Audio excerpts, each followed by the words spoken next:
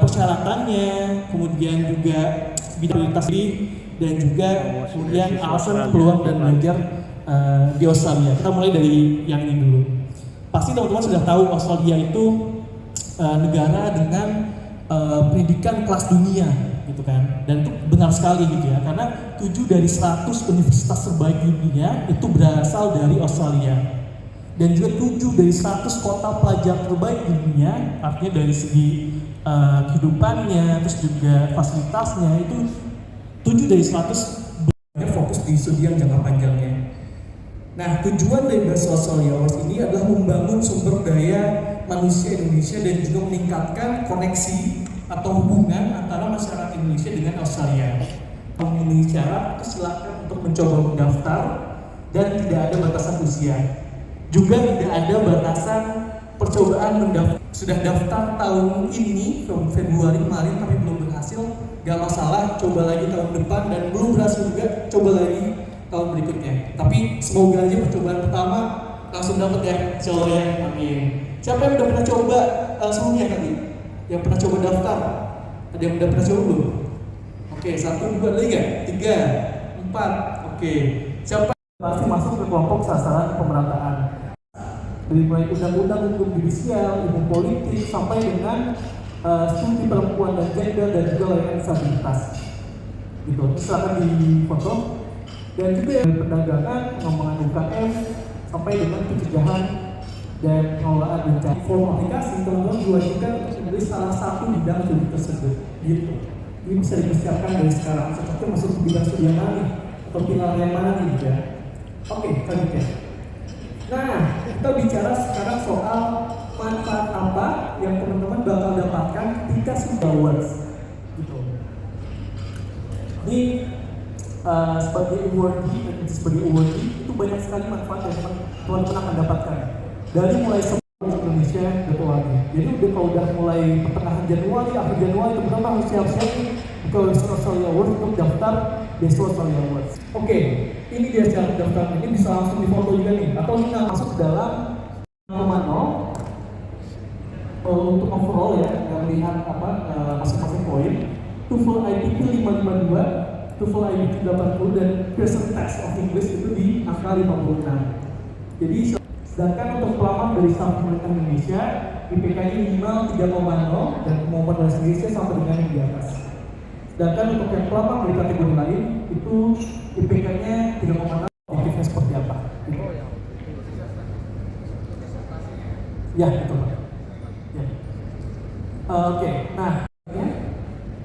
nah dia ini minus teman mau daftarnya S2 ya. Nah untuk beasiswa S2 dan juga S3 secara umum, secara dokumennya seperti ini. Yang pertama adalah program kerjasama sejahtera Indonesia dengan Australia yang sudah berjalan selama 70 tahun terakhir. Jadi memang di sini program ini kami yang mengelola Pak dari Kemenseknek.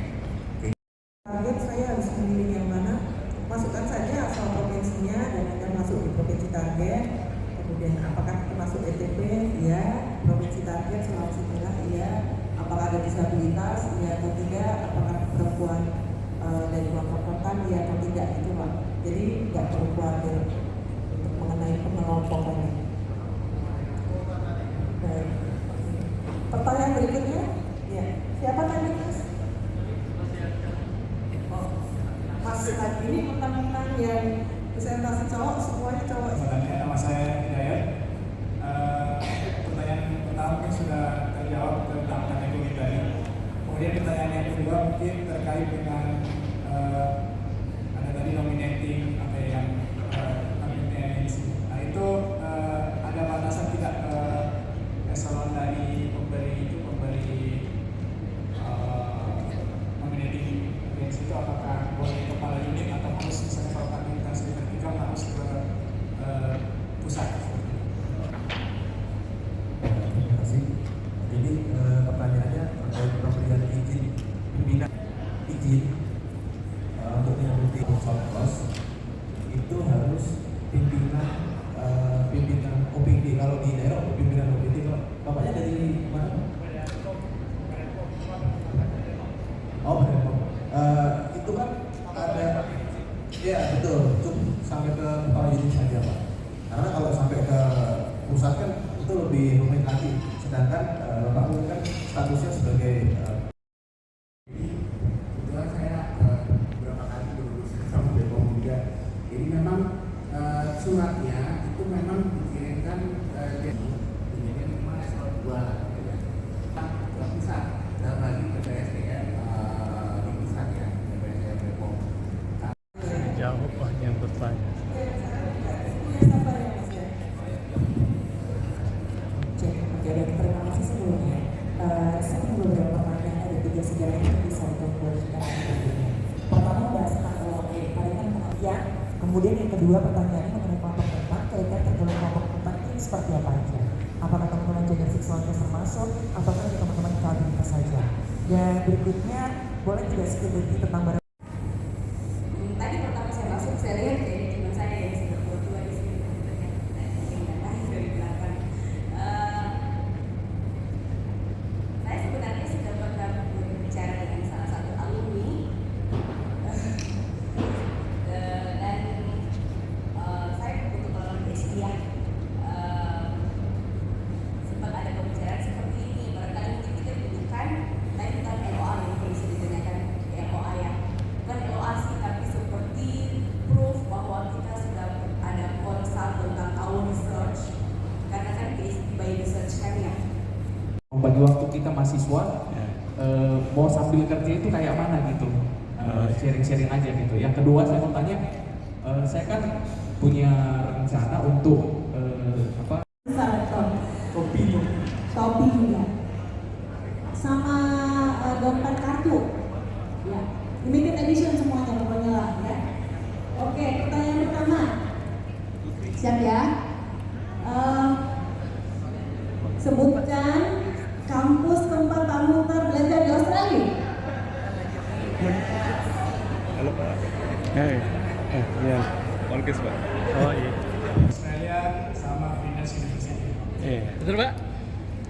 University of South Australia. Yes. Iya. Benar. Oke, terima kasih. Jadi sudah jadi orang sini ya? Hah? Program beasiswa Hah? Kembali sekolah ya Pak. Oh, yang itu pembangun sekolah ya? Di mana lokasinya? Di Ampat di Parigi. Itu UNDP ya? Iya. Sigi sama Palu. Sebagian besar sudah selesai. Iya. 1 Februari. Iya. Oh iya, kan beraya. Oh enak ya.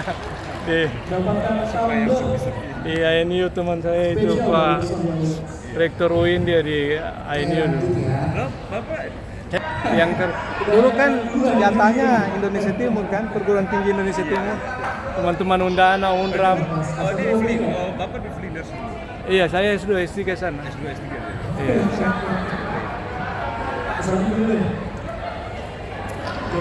Rapat Pak. Oh. 13. Oh, 13 Januari. iya. Oh, saya kira di James Cook kalau perikanan ya. Ambil apa? Ya, sedih. Tapi sudah Untuk saya di Makamanno.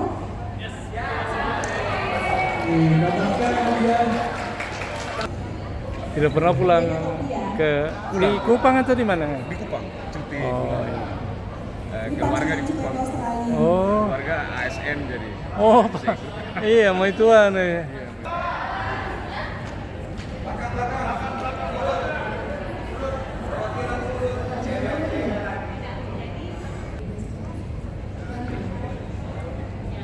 Jawabannya tidak harus punya paspor ya.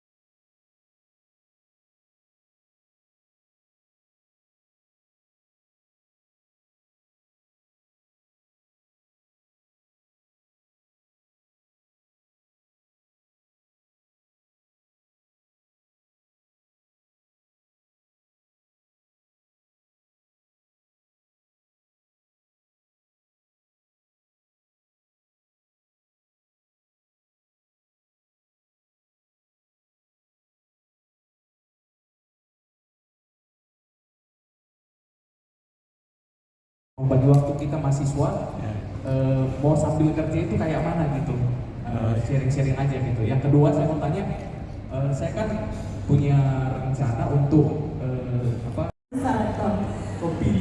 Shopee juga sama dompet kartu ya, limited edition semuanya pokoknya lah ya. Oke, pertanyaan pertama siap ya. Sebutkan kampus tempat kamu belajar di Australia. Halo Pak. Iya. Onkes Pak. Oh iya. Australia sama Venus University. Iya. Betul Pak? University of South Australia. Yes. Benar Iya.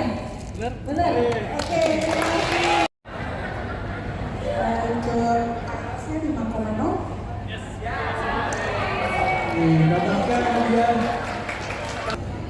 Tidak pernah pulang ke di Kupang atau di mana? Di Kupang, cuti. Oh iya. Keluarga di Kupang. Oh. Keluarga ASN jadi. Oh, iya mau ituan ya.